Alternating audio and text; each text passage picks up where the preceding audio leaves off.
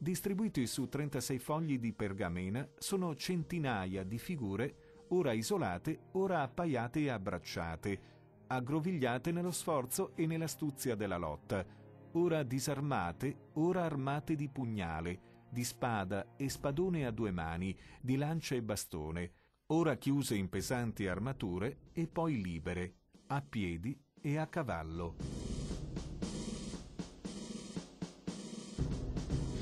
A voi!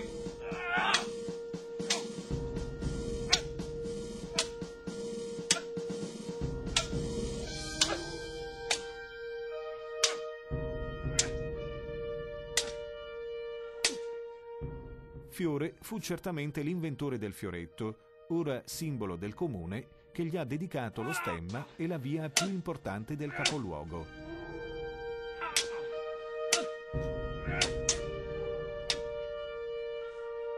Fermi!